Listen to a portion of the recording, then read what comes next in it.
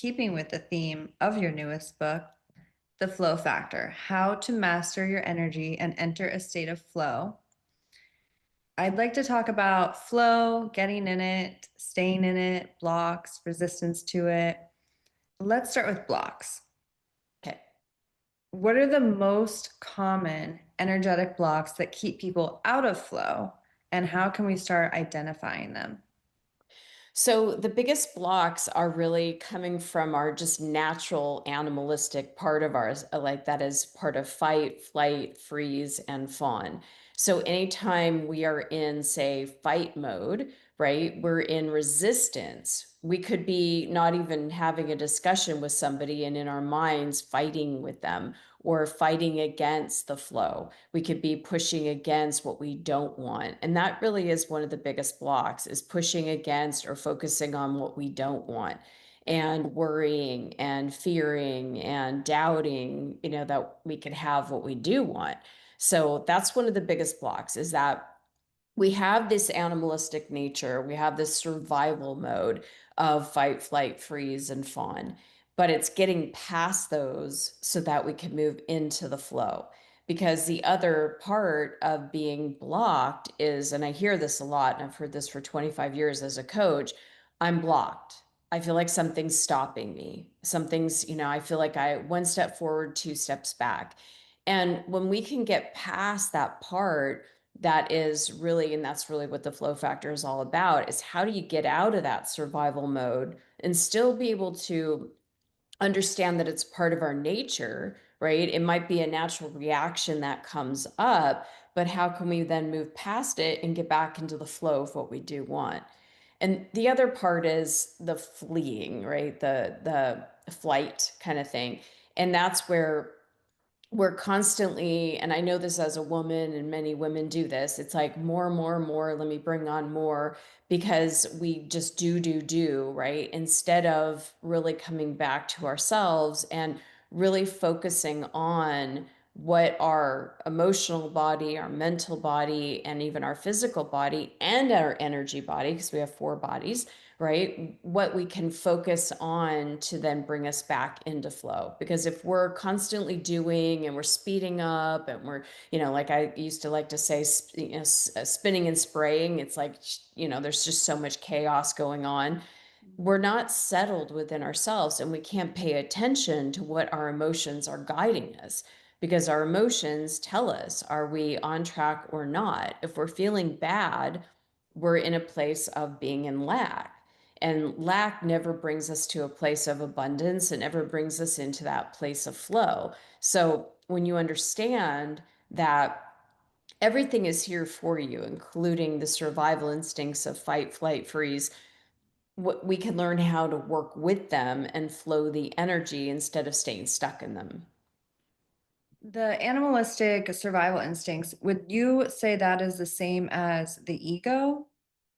Yeah, so let's talk about the ego, because the ego gets a bad rap, right? It's like Okay. everyone wants to get rid of the ego, or the ego is a bad thing. And understand that everything in our experience is really for us. So the ego is part of our personality, right? And that's what the divine in us creates so that we can be different. And so the divine, the God self, can come through us and experience a very different reality, because Jessica, your preferences are different than my preferences, are different than somebody else's, right? Our skill sets, our talents, our gifts, right? Everything is very different. The parts of, so the ego isn't just this big bad thing, right? The ego is our personality and the gifts that we have and the skill sets that we have and what makes us different and diverse and all that. The part of the ego that gets that bad rap is the part that is limited. And the part that is in that, like you're saying, that gets stuck in the fight, flight, freeze and reacts and responds from that. The part of the ego, though, or the personality, we all have parts or limitations or places where we're in scarcity or lack, but we can evolve those parts so that we get into neutrality and into alignment and still maintain the ego. So you can have an ego, which we all have, and be able to have that part be in alignment with the greater part of us. So it's not a bad guy, right? And a lot of times people, especially in the spiritual community, is like, oh, we got to get rid of the ego, kill the ego, suppress the ego so that we're more into our spiritual nature. It's like, no, we're a human being, and that's part of being a human being. As just as I talk about in the flow factor, being a human being is being on this earth and being part of polarity. So, polarity, when we start to really understand it and accept it, then we can use it to our advantage. Just like contrast, meaning what we don't want, right? Most people, when we have something that we don't want, an unwanted bill or comment from somebody or some bad news, we push against it and try to avoid it and try to run from it. That's the whole fight, flight, freeze type of thing. Instead of embracing contrast as the really what I like to say is the start of our manifestations, because when you know what you don't want, that's a perfect opportunity to then ask yourself, okay, well then what do I want? So contrast, whatever shows up that doesn't feel good, that feels uncomfortable, that is, pushing us against towards what we feared or what we are worried about, that's a perfect opportunity to say, okay, what is it that I do want? What do I want? Why do I want it? And how do I want to feel? Because that's when we get to come back into our power, back into our alignment, and really take our free will and choice to focus on the creation of what we do want. Mm. And the ego actually helps us, right? I mean, if we didn't have the ego, we wouldn't be on the planet anymore. We Right. It's part of the human experience. Mhm. Yeah, and everybody's ego is different, right? It's the parts of the ego that, we get pulled into that are the limitations, and where having the ego has power over the greater part of us sometimes. Like when we get into like more, more, more, I have to have more, more, more. That's part of the ego that when we rebalance it and understand where that desire for more, more, more comes from, right? Is it coming from that place of satisfaction, or is it coming from not enoughness? And, sometimes we have this place where we forget who we are. And that's coming from the ego part, because you have to think about it. We're the personality or the ego, then we're the higher self, the soul, and then the divine. And when all of those are in alignment, we're in full body awareness. When we're just in that awareness of, and this human being having this problem, pushing against this issue, then we're disconnected, or we feel or perceive that we're separated from who we really are, which we can never really be separated or, taken away from who we really are, because our soul is our divine is what's breathing us, it's Right. always with us. But the ego gets into that lack. So let's talk about that for a second, because I like to think about there are three different states of being, right? There's lack and limitation, scarcity, which always feels bad. That's where all of those spectrums of lower level emotions, anywhere from feeling powerless and depressed to boredom, right? Any of those emotions come from being in lack. Then you have the second bucket, which I like to call neutrality. And this is where I'm okay. Maybe you don't feel over the top great, but you don't feel bad anymore. It's like it's like a spectrum, right? So you're out of feeling bad and I'm okay, I'm all right, I'm safe, right? And this is where compassion comes in. And compassion for ourselves helps us get into this more neutral, more satisfying, peaceful, that's where like we don't necessarily feel woohoo, like over the top, but we're no longer feeling bad. So we're in this space. And then the third bucket is abundance. That's where all of the higher emotions, passion, purpose, freedom, joy, Love. excitement, love. Yeah, exactly. Love, support, success, all of those are in that higher bucket. And so it's just an understanding that we can have, and we do have our ego that can be in that space of love, fully aligned with who we really are. Okay. And so obviously that third bucket, that's where everyone wants to be and stay there. Can we? I mean, if all of our bodies that you're shedding light on, if all of those are aligned with each other, can we stay aligned in that place and stay in flow and stay in that third bucket, or are we always going to move around? Well, it's never constant, right? I mean, you can stay in that range and say, this is the way I like to think about it. Most people are in kind of this negative place with moments of joy, right? They live in worry or fear with maybe a moment of joy. What we're talking about here is living in that space of joy, that space of abundance with maybe a moment of being frustrated, but when you master your own energy, you quickly get out of that and back. So to say, can we live here all the time? Wow, that'd be great, right? That'd be awesome. But that's where contrast comes in. If we notice that, say something bad happens, right? Or maybe we're just in a space of joy and our pet transitions or someone we love transitions, right?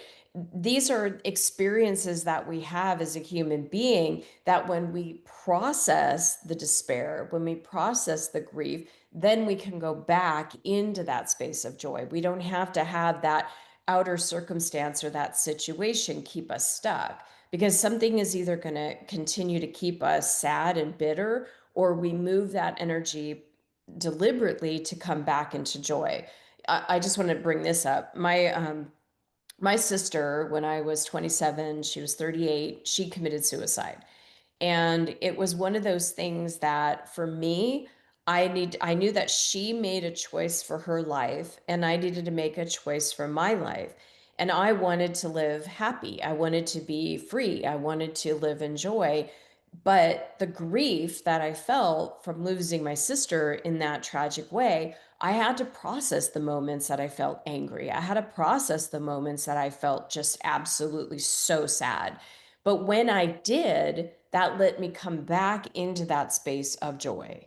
If I was to just stay stuck or push against or not, avoid my feelings or suppress my feelings, then I wouldn't be able to find that joy.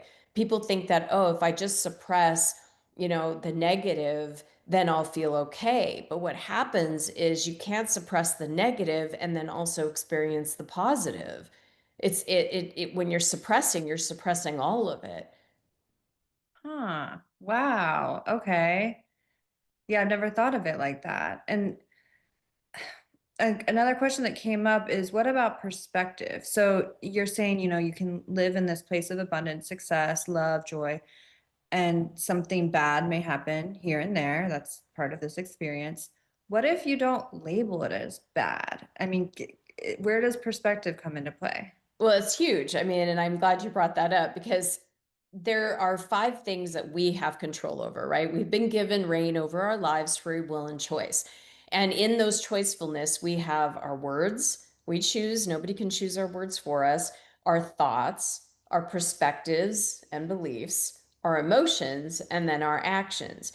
And that's exactly what the flow factor is all about because we have a graph in the back of the book that shows there are three different ways of being, right? And the minute you judge something as this is bad, that judgment brings you into that space of lack.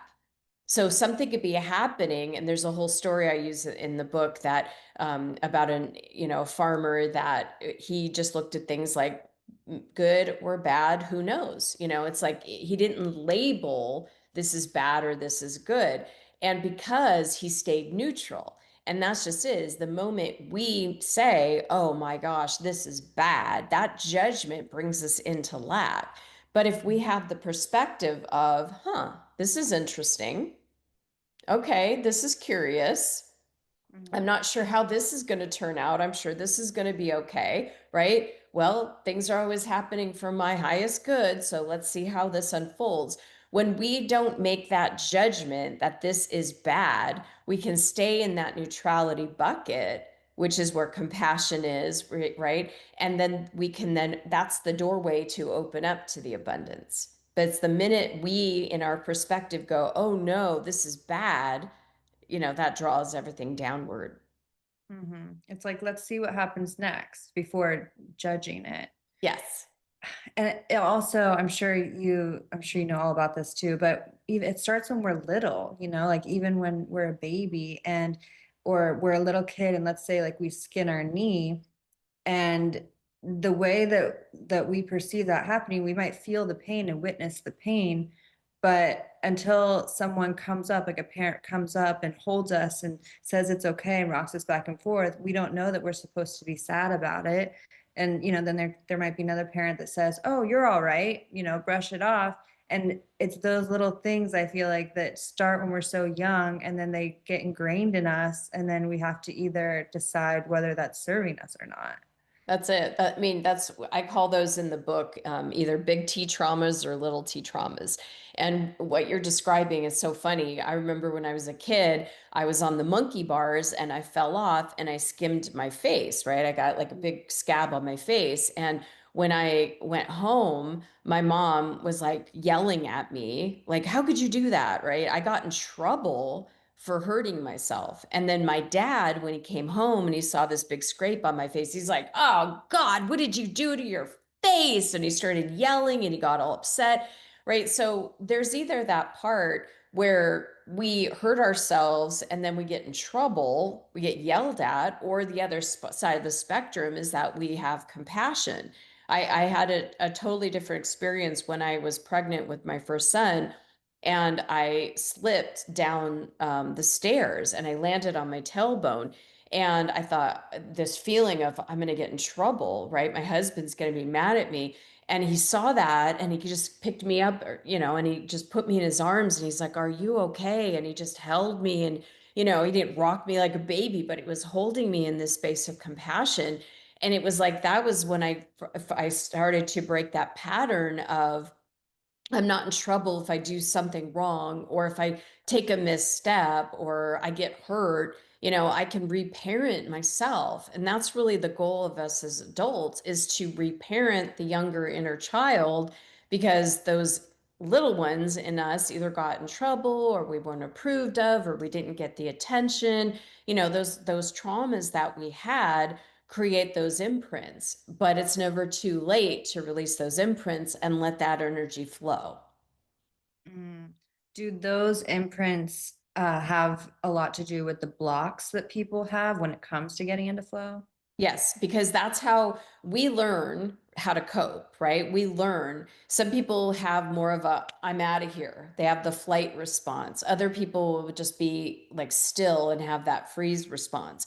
Others will, fight back kind of thing. And so we watch the big people in our lives. What did they do when they have to survive something? Are they pushing against and judging and fighting something? Or are they in a space of just freezing and not knowing what to do? Or are they running from something? Are they escaping? Are they using drugs and alcohol, that really like leaving themselves? Or are they flowing? Are they in the space of it's okay, all is well, we're going to be all right? And do we learn that mechanism of flow, or are we still in that doing what mommy or daddy did to survive? And that's where, if we had someone that was compassionate, like my godmother was super compassionate, and I was able to see her compassionate side versus, say, my mom's.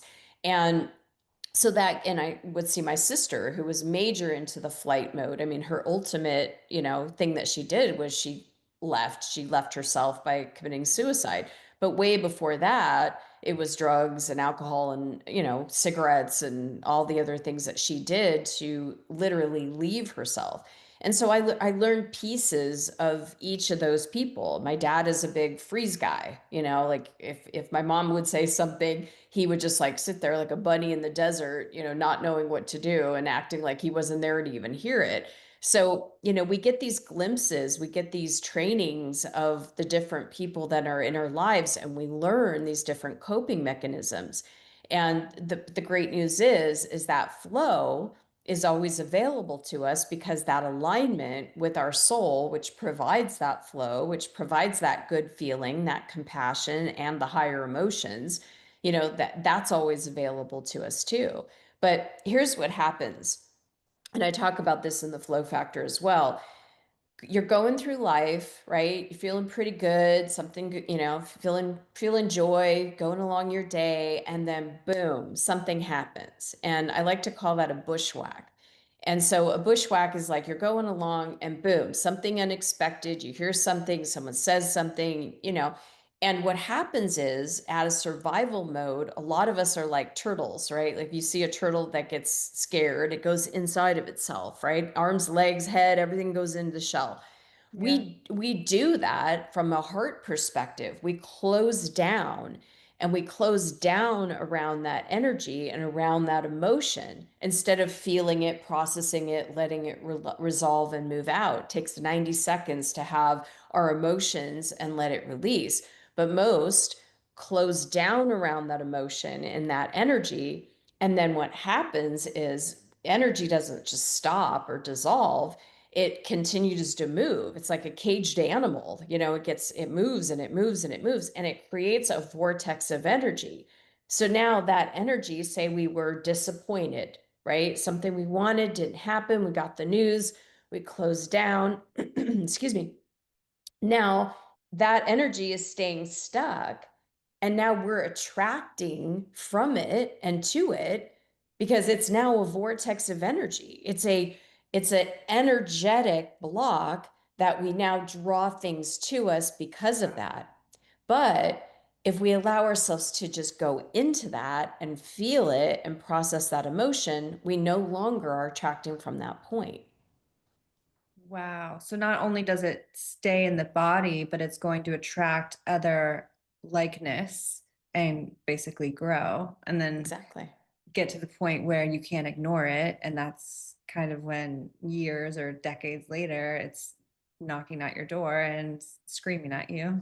Yeah, it's like wanting to get attention, right? It's Right. saying Yeah. hello, and if we become aware that we do, in fact, create our own reality, and as within, so without, when we have that level of awareness and we look at our outer reality and go, well, that's not what I want, then we can take responsibility for ourselves and say, okay, well, what part of me is creating that? And it goes back to those five things. What words am I saying? I created a free Watch Your Words program. You can go to watchyourwords.com, and every day you get a video that tells you what not to say, why, and what to say instead. Because there are words, says in the Bible, right? In the beginning there was the word. That's how creation starts, with our words. So if we're saying words like I can't, I shouldn't. My son the other day, he's a superstar soccer player. He came in the house, he was all frustrated, and he goes, I can't shoot anymore. And I said, whoa,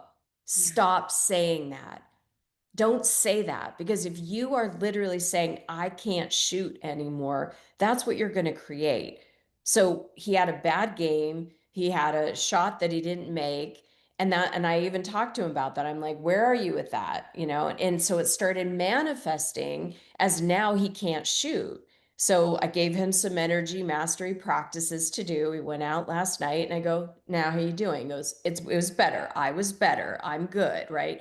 So it's like knowing just the words are a reflection of what we're thinking, of what we're feeling, of what we're believing, and then the actions take that momentum, and then we create from those actions. So our words, our thoughts, our perspectives or beliefs, our emotions, and our actions, all of those give us a clue of what's going on internally and energetically within us, because we express what energy we're holding. So good. Okay, so I want to know, can someone be in flow in one area of their life, let's say career, but then blocked in other areas of their life? Like, Absolutely. yeah. So how do we harmonize that?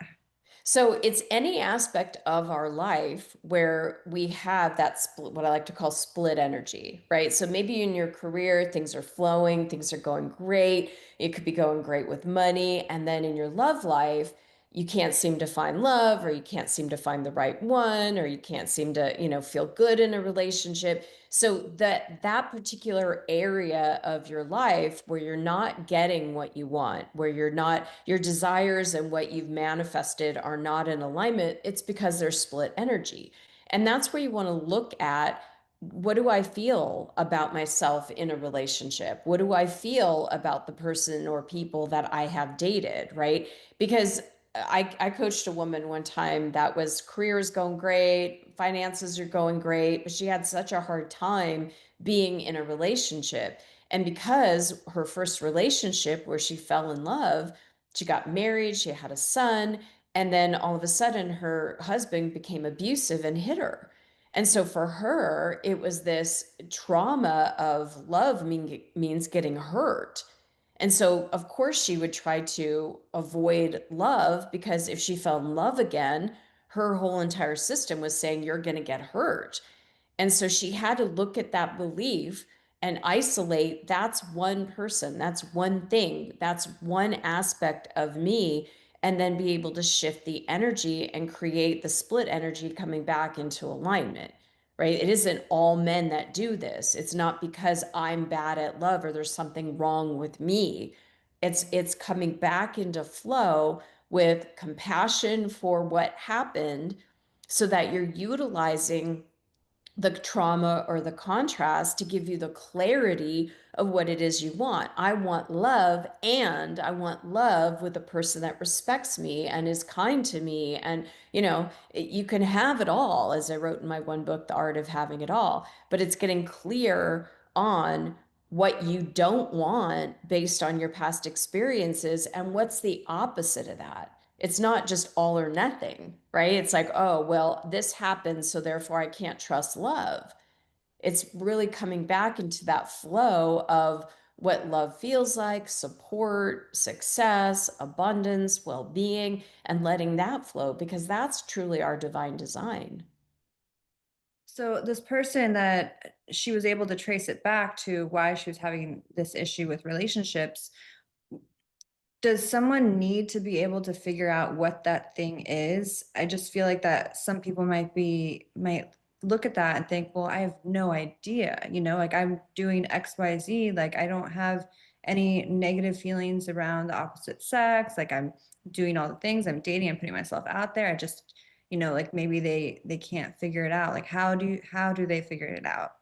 So you don't necessarily have to go into the nitty gritty. Like I was talking about that one lady. I had another lady that came to me and she's just like, okay, I want to get married. I want to have kids. I mean, everything was very positive, right? I know what he looks like. I know where we live. I know what we do together. I know how many kids we're going to have. Where is he? My biological clock is ticking. How come it's taking so long? And that's where the split energy was because she was impatient because she had this idea of what she wanted, but the noticing that it hasn't shown up yet, he hadn't shown up yet. So because he hadn't shown up yet, her dreams, couldn't come into reality. So she had this attachment. It's one of the laws that I talk about, the law of detachment. She had this attachment to when and how and who and all of this. And that made her impatient. And so that impatience was her own beliefs, her own perspectives that it hasn't happened yet. When's it going to happen? And then it came into the doubting of, is this going to happen? So again, your whole entire consciousness is what you're creating. And so if there's like, oh, I want all this, but that but and your awareness of the but, that's where we need to work with, give yourself compassion, bring that part of you back into neutrality, known or unknown. And that's the key because you may not know where that came from. You may not know why you're creating a situation that you don't want. You may not know why, and you don't have to spend years and years and years going into therapy and looking at it and dissecting it and talking about it because you're just pushing against and moving towards more of the what you don't want. You want to get clear, this result is not what I want, and then focus on those three questions. What do I want? Why do I want it? And how do I want to feel? And then that essence of how you want to feel. So I want a partner. I want to create a family. I want to have great experiences. Why do you want that? Well, because I want to create love and I want to have connection. And, so it's like the essence that you are not feeling now because you think you need a man or a family or a job or money or whatever it is. I need this in order to feel this. A lot of times we project, if I had money, then I'd feel secure. If I had the man, then I'd feel love. Know what you want and why you want it, and know that that energy is available to you now. When I was, going out of my first marriage, and I wanted to create my now husband of 19 years, there was a moment in time where I was single and I knew that I wanted to be in a relationship. And I asked myself, what do I want? Why do I want it? How do I want to feel? And it was really like, I want to feel home. I want to feel connected. I want to feel love. Well, I can't be in the place of lack and waiting for someone to give that to me. I had to give that to me now. And so I had to cultivate those feelings of love and connection and feeling home within myself so that I'm now attracting from fulfillment, not from lack, because you cannot attract from lack. And so when I shifted her from, I don't have him, therefore I can't have this, I'll have this when she was able to cultivate and bring that energy in now, that's when she felt satisfied and then attracted him. Think of it like this, Jessica. There are keys on a piano, right? And the piano has the potential, every single one of those keys has a note, has a frequency, has a vibration. But it's us that's playing that piano. We're the piano players. We're the chooser of vibration. And we get to choose the vibration or the energy, the essence, the feeling that we want. We don't have to wait for the then or the if or the who or any of that. We can feel that now just by intending to feel it and imagining that we're feeling it and connecting with that feeling, even if we never had before. So if someone's been in lack all their life and they want to be in that state of abundance, practicing what abundance would feel like, and how they would act and what they would wear and how they would hold themselves, that is going to bring in that feeling of abundance. And at first it feels uncomfortable, like any relationship that you're meeting someone for the first time, right? You don't know them very well. The more you spend time with them, more you get to know them, you feel more comfortable with them, you feel more trusting. Well, just like a vibration, you're in relationship to any frequency or vibration. And so if you're wanting to feel something that you haven't yet felt, by cultivating that and choosing that and imagining it, then it's going to become your reality. I did that. I used to be in corporate America. I was a pharmaceutical salesperson, then became a training manager for a biotech company. And during that time, one of the things I noticed was I didn't have passion, and I certainly didn't feel on purpose doing the career that I did. So I would spend time meditating, contemplating, journaling, thinking about what it would be like to have a career, even though I didn't know what the form was. I didn't know, "Oh, if I did that, then I'll get this," right? I had no idea what that job or career would look like, but I cultivated and started feeling the passion for the job that I had or the career, and feeling so on purpose with what I was doing. And a month later, after doing this consistently, that's when my first book came through me. And from there, I got the book published. And then I started speaking in spiritual bookstores and churches on it. And then people started asking me to coach them. And one after the other, it's like dominoes, right? Like steps that you take, that passion and that purpose that I felt, I got to experience that in the form of a career. But it was first the energy, just like my relationship, first the energy of the connection and feeling love and feeling home that drew to me. I attracted to me that person because I was in the fulfillment, not in the absence of. If I'm being honest, I am not a fan of doing these ads. However, if I find a product and I support it and I try it myself firsthand and I fall in love with it, I am going to share it with you. And this time it is the elderberry syrup. I have been drinking it for a while now, 1 tablespoon almost every day, and it has truly become a part of my routine. I feel the immune boosting effects immediately. I am hooked. I just ordered another bottle, and I've been telling all my friends and family about it. If you're curious to give it a try, there's a link in the episode description. You'll get 10% off just for opting in. I promise you it is a game changer. All right, back to the episode. So great. I feel like this needs to be listened to more than once. It's just there's so much in here. Okay, I want to talk about intuition. So what role does intuition play in entering and sustaining flow, and how can we strengthen that in our guidance? So, the first thing to know is that all of us have intuition because we are connected. All of us are a soul, and our soul is with us always. We are so guided. The council who I channel, they have introduced to people in our community this idea of a stadium of light, right? Where you are in the center. Think of yourself as like at the 50-yard line of a football field. You're there, or center stage on the grandest stage ever, and you're there. You're the talent. You're the one on that leading edge. You're the one playing that game or performing, right? And we have seat after seat after seat, row after row, section after section of beings of light, guides, masters, angels that are here for us to give us that light support. And so when we understand that there are so many different guides and masters and angels, so much guidance available for us, and that we're always connected to our soul above us, below us, in front, behind, all within, right? Then we start to have more of that connection, more of that awareness. Now we can start opening up to that intuition.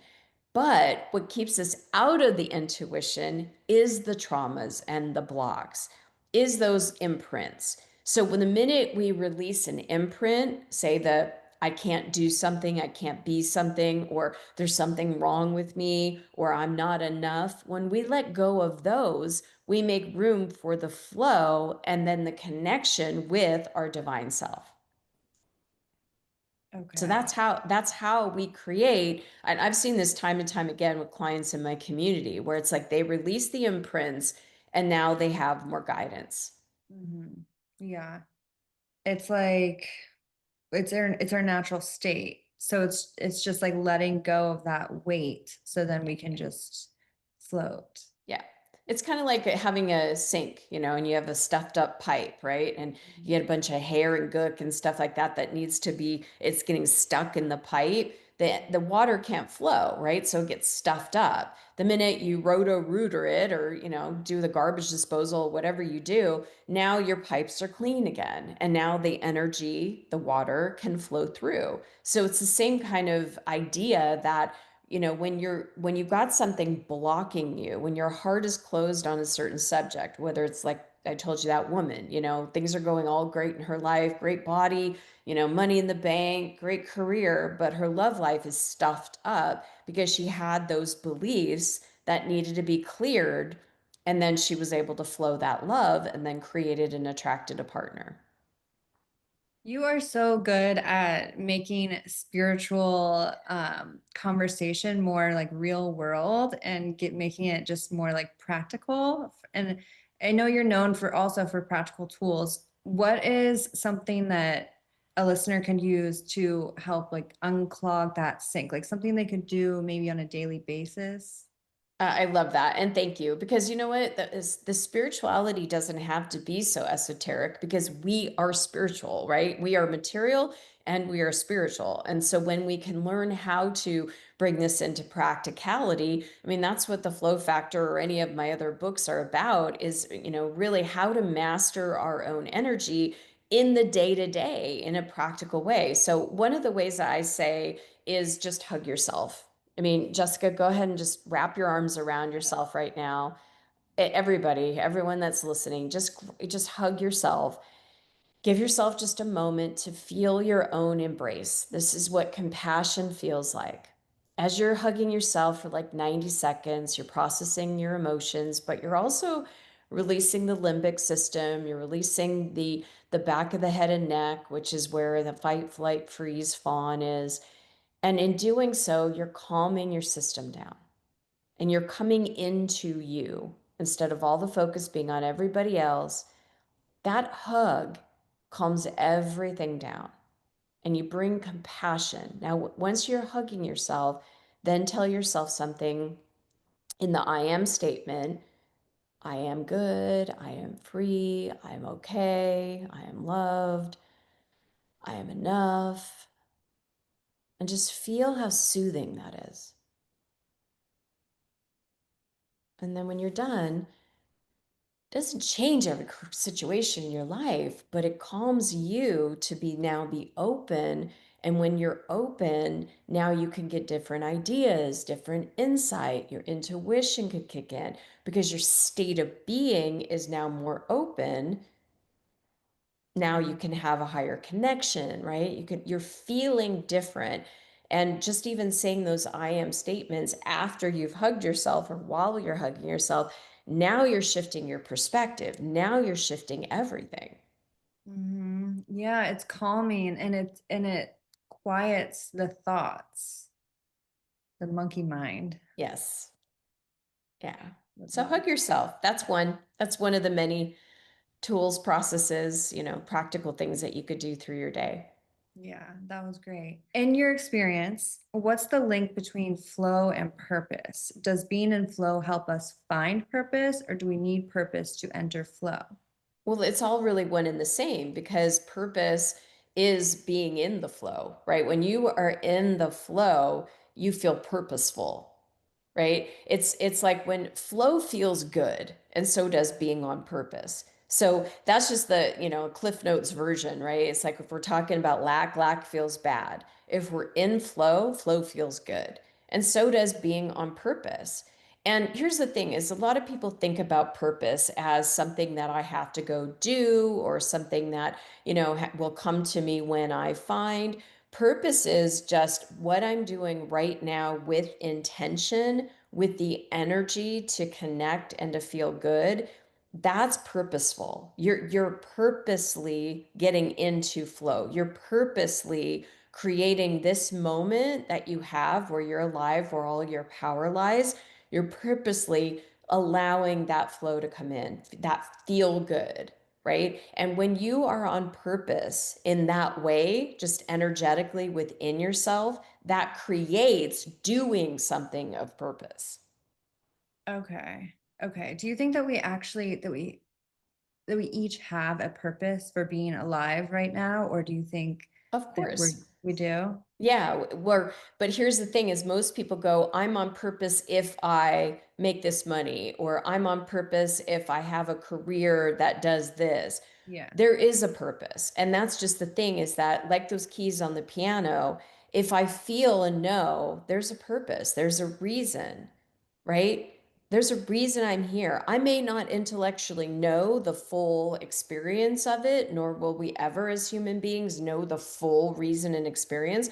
But when we can just know and settle into, I'm enough and Mhm. I have a purpose, right? And in this, I like to say sometimes if say when I was I got have teenage kids now, so parenting is different than when they were littles, but when I was with them and I was feeding them or changing them or playing with them, my purpose in that moment was to be a mom, right? To be a playmate, to guide them, right? To soothe them if they got hurt, to, rock them before they went to bed. There was a purpose to that, right? My husband might come home from work, and in that moment, my purpose is to listen to him, to connect with him, right? If I'm helping my elderly mom and she's complaining and being negative, right? My purpose in that moment is to soothe myself and to have compassion for myself for hearing that and to also soothe her or to be there for her. So our purposes change as our days go, right? When I'm with clients and I'm teaching a class or I'm channeling or I'm doing one-on-one work, my purpose is to hold space for that client. My purpose is to help that client heal going from one vibration to another. Here in this interview, my purpose is to let the wisdom of the divine and all that comes through me to be able to move through this conversation to help you and anybody else that's listening feel more aligned. So our Mhm. purposes change throughout the year or out the day, Mhm. right? I could get in my car and my purpose is to get safely from point A to point B. Unless you are meant to have an accident, which leads to something that could be another purpose where two people meet that are supposed to meet, and then they're supposed to, I don't know, that's the way like my mind will go. Is like even if something like an accident or something happens, like an injury, now you're in the hospital. Maybe you're supposed to be in the hospital to meet someone, and then you start a business together, and then that's it, you know? Well, contrast what you're talking about, contrast, right? What we don't want, because nobody wants an accident. Nobody Right. wants, those kind of things. Contrast is something that when we have it and experience it, contrast can either keep us stuck and make us bitter and make us be stuck in lack, or it can be the catalyst to the clarity, right? It can be the opening to something different or better. Mhm. And it's really how we perceive it, how we utilize it. And when we see, like I said, I like to think of contrast as the first part of manifesting, because it's when someone is frustrated, when someone's sad, when someone's in fear, when someone is pushing against what they don't want, when they're just like, I'm tired of this. That's the moment that could either continue to pull them down or say, I want this instead. And the minute we shift into what we do want, I want a better life. I want a better purpose. I want a better feeling. I want a better, job. I want a better relationship. That's when we start moving into this. What's that better look like? What does that look like for you? Using our imagination, visualizing what we want, being able to use our mental body to focus on what we want through our words, through our thoughts, through our imagination and perspective, which then has an effect on our emotional body, which when we're focused on mentally what we want, our emotions feel good. We feel more open. We feel more expressive, right? We're more in an expansive kind of place. So our mind has a huge influence on our emotional body. We have a mental body, an emotional body, which then will affect our physical body. We know this now that our thoughts and our emotions have an effect on our physical body. If we're stressed and focusing on what we're worried about in our minds, we're going to feel bad. We're going to feel constricted. That brings stress onto the body, which we now know what stress does to the body. It constricts the cells, and the when we're focused on what we do want, the good serotonins and the endorphins and all of those things. It's a biological experience that we feel when our mind is focused on what we want versus what we don't want. And then of Mhm. course affects the fourth body, which is our energy body, the energy that we hold.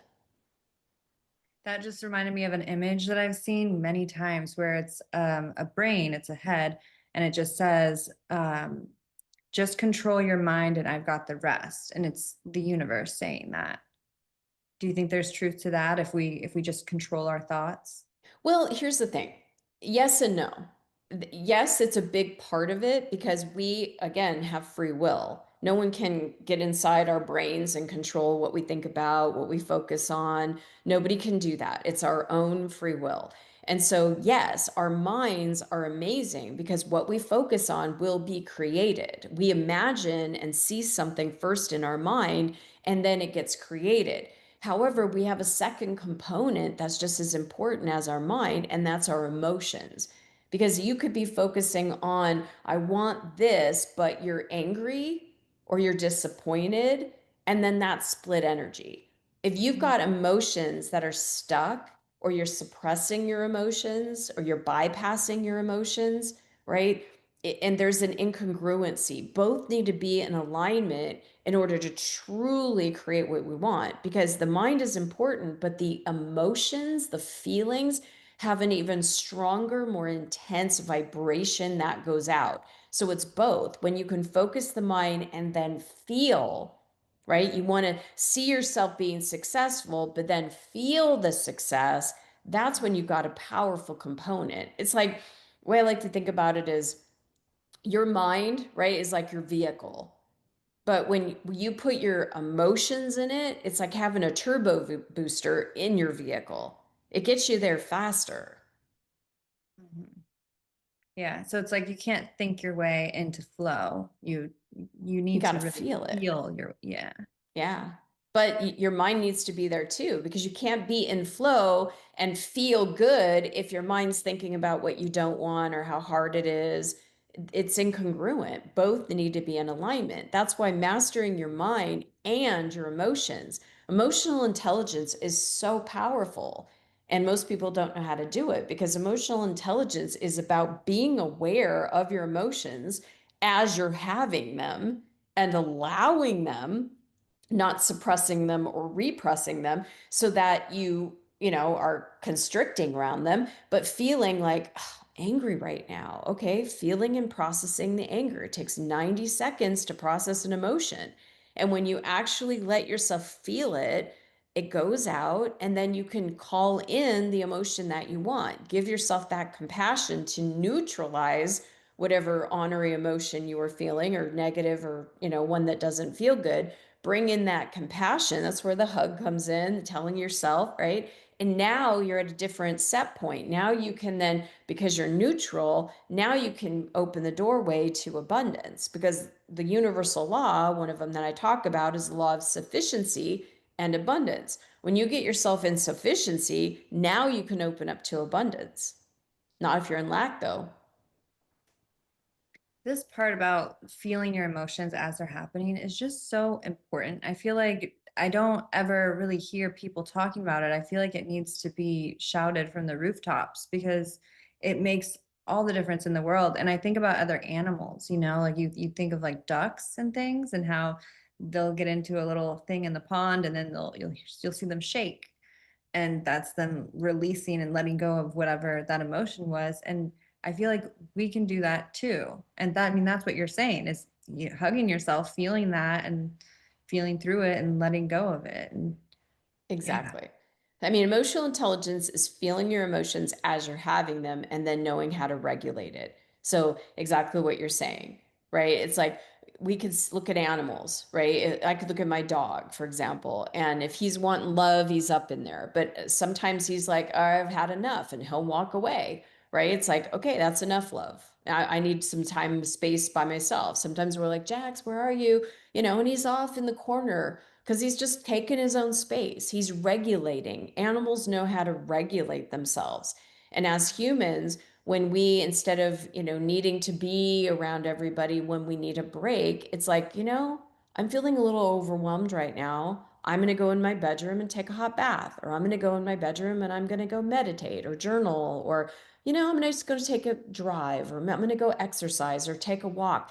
I'm going to regulate myself and take space for myself so that I can be with myself in order to feel myself, in order to then decide how I do want to feel. Mhm. Yeah. Yeah. Okay. I want to know, it's just so good. I want to know what inspired you to write The Flow Factor and why now? Well, it's interesting because after I wrote The Desire Factor, which is my sixth book, I was like, okay, because there's a lot that goes into a book. There's a lot that goes into the book, to the marketing of the book. And I was like, all right, I'm good. And I had a university come to me that was in Europe, and they asked me, would I want to have a PhD in public works? And I was like, sure, I'll be Dr. Christy. That's cool. And so they had asked me a specific question that really started churning and got the flow going, which was, out of all your books, what's the thread through? And what haven't you said yet? And so it was just like, well, we need to talk about the survival instincts. We need to talk about the drama triangle, which I like to call the lack triangle. We need to talk about how people get stuck in their traumas, and, the contrast of it all. And how do you get back into the flow of who you really are and what's available? So I started writing this as a thesis for my PhD. And as I was going back to school, even though it was online and everything, and having to do the formatting and how specific they wanted, I was not in flow anymore. I was like, this isn't fun. I don't like this. And I was trying to get myself back into, okay, shake it off. It's fine. You'll learn this. But it just kept feeling very bumpy. And the council said to me, don't go for your PhD, just write it as a book. And then It just flow through. It started to flow. Yeah. And that's where, it's like this is important for people to know because life isn't always just rainbows and unicorns and lollipops as much as I wish it was, and as much as in my mind I wish it would be created. For years, learning about law of attraction, universal laws, I'd be like, how come this is happening? I know about law of attraction. I know how to manifest, but it's like contrast happens. It happens. And when something contrasting, meaning what we don't want, happens, we can either stay focused on it and push against it, or we can divert ourselves and flow in the different direction by asking ourselves, what do we want? Why do we want it? And how do we want to feel? And understanding that that feeling state that we want exists right now, like the keys on the piano. We just intend it, play it, do the processes like meditation, journaling, think about it, talk about it, get to know that vibration. And now you're vibrating in it. You feel good. You don't necessarily need the thing because you're already feeling good. But the kicker is that when you're feeling it, now you're attracting it to you.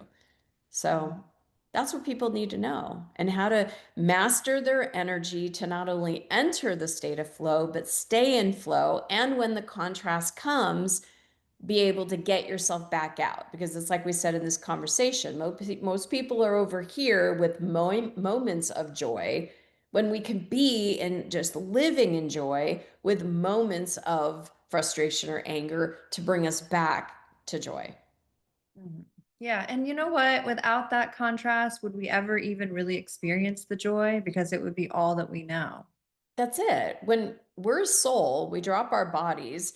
That's all we know is pure positive energy. There's a reason we come into these physical bodies to have these experiences. And we would never appreciate a meal if we never got hungry, Yeah. right?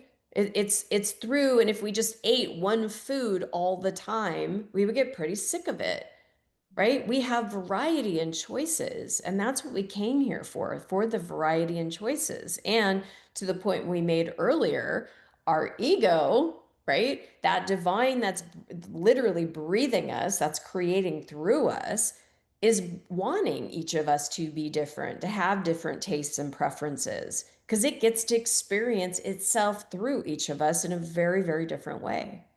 Oh, Christy, you've done it again. Part two.